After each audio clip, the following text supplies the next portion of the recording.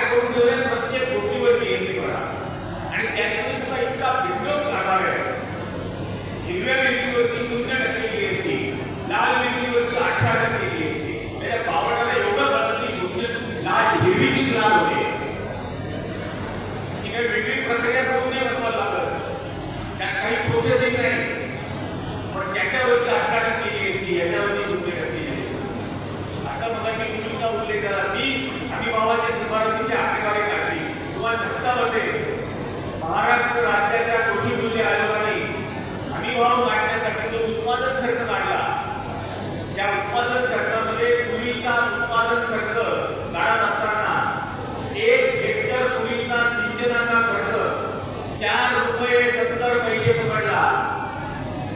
1 hectare ₹4.70।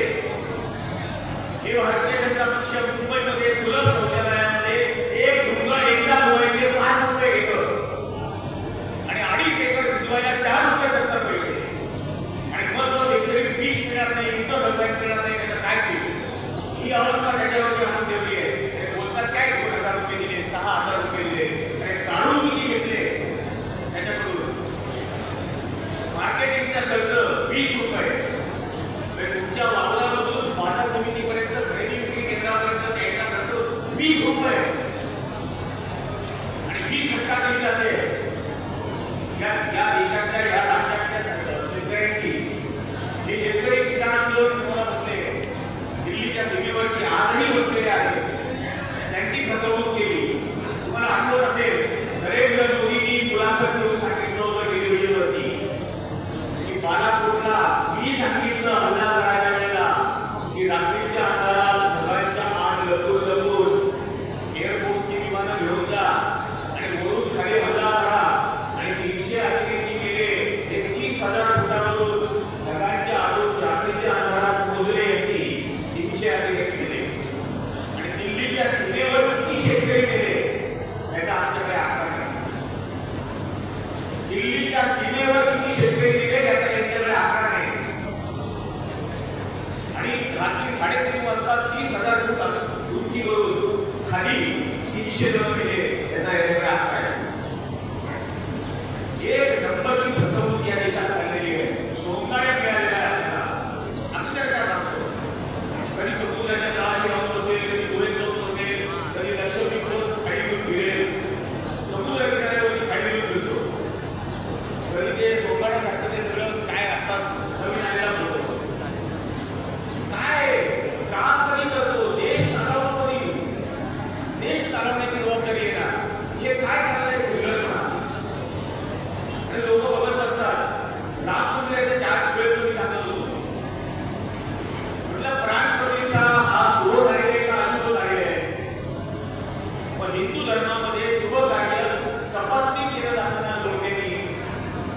मग मी त्यांना असं विचारलं की मला एक असं सांगा की राम मंदिरामध्ये प्राण प्रतिष्ठेला जे बसलं होतं मोदी आणि भागवत हे जोड काय म्हणून सांगा, किंवा ते कार्य केलं ते अशुभ कार्य असं सांगा। कारण सपात्नीत नव्हते तिथे याच्या बाजूला दोन भागवत बसलेले होते, मग ते जोडलंय का? काय थट्टा लावलेली आहे? आणि खरोखर आपण अत्यंत गंभीरपणे घेण्याचा हा विषय अत्यंत देशाला मिळालेला सुसंस्कृत गृहमंत्री सुशील कुमार शिंदे होते। एक गरीबा देशाला गृहमंत्री मिळाला आता ही अवस्था आलेली आहे।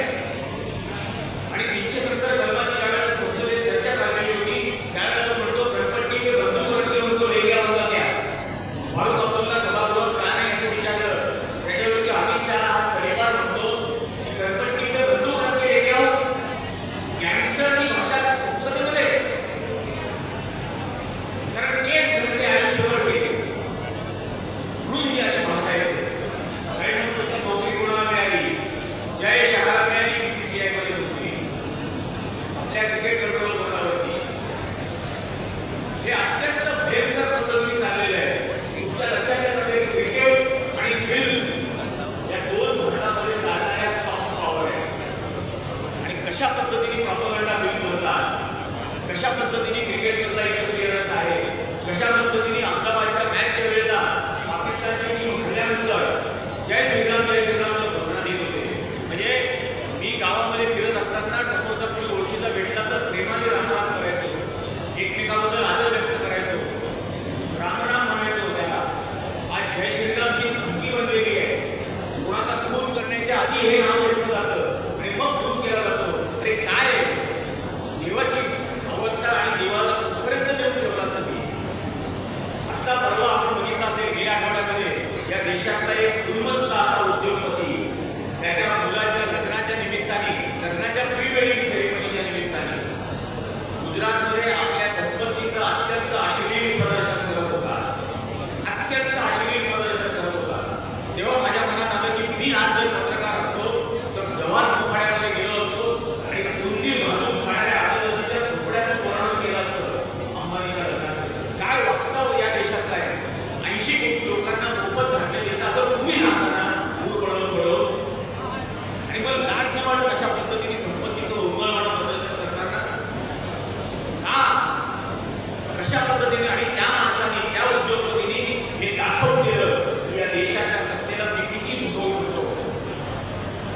नगरमधलं डोमेस्टिक एअरपोर्ट हे इंटरनॅशनल एअरपोर्ट म्हणून 10 दिवसासाठी बदललं. तिथं कस्टम्स आणलं, तिथं इमिग्रेशन आणलं. इंडियन एअरफोर्सचा पाकिस्तान बॉर्डरवरचा जामनगरचा अत्यंत हाय सिक्युरिटीचा एअरपोर्ट, तिथला त्यांचा सिक्युरिटी एरिया हा सुद्धा मुकेश अंबानीने ताब्यात घेतला.